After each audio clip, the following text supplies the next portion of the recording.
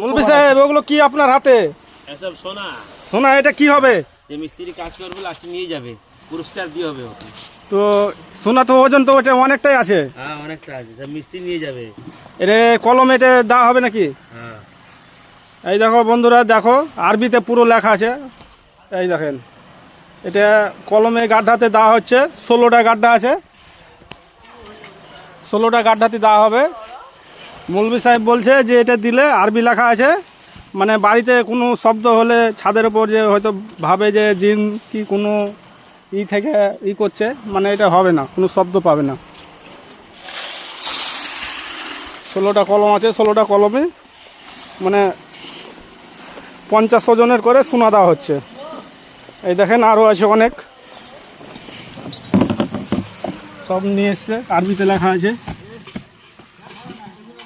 এগুলো হাত দিও না, আরবিতে লেখা আছে।